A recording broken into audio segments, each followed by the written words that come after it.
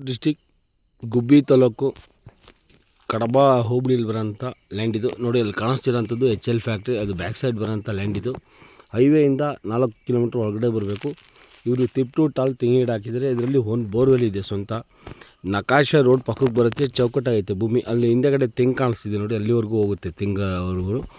ಚೌಕಟ್ಟಾಗಿ ಬರುತ್ತೆ ಎಲ್ಲ. ಇದು ಡೋಜಿಂಗ್ ಮಾಡಿದರೆ ಇದೇ ಬಂದು ನಕಾಶ ರೋಡ್. ಇದು ಒಂದು 1 ಕಿಲೋಮೀಟ್ರ್ ಟಾರ್ ರೋಡಿಂದ ಹೊರಗಡೆ ಬರೋಂಥ ಮಡ್ ರೋಡ್ ಇದು. ತುಮಕೂರು ಡಿಸ್ಟಿಕ್ ಗುಬ್ಬಿ ತಾಲೂಕು ಕಡಬ ಹೋಬಳಿಯಲ್ಲಿ ಬರೋಂಥ ಪ್ರಾಪರ್ಟಿ. ನಾನು ಫಸ್ಟ್ ಟೈಮ್ ಗುಬ್ಬಿ ತಾಲೂಕಲ್ಲಿ ಮಾಡ್ತಿರೋಂಥ ವಿಡಿಯೋ ಇದು ನೋಡಿ.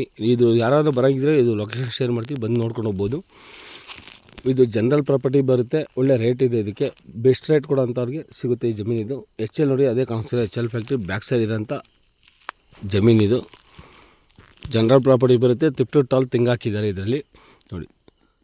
ಬೆಂಗಳೂರಿಂದ 100 ಕಿಲೋಮೀಟ್ರ್ ಇದೆ ಲ್ಯಾಂಡ್ಗೆ, ತುಮಕೂರಿಂದ 30 ಕಿಲೋಮೀಟ್ರ್ ಇದೆ ಜಾಗಕ್ಕೆ. ಹೋಬಳಿಗೆಲ್ಲ ಹತ್ತಿರ.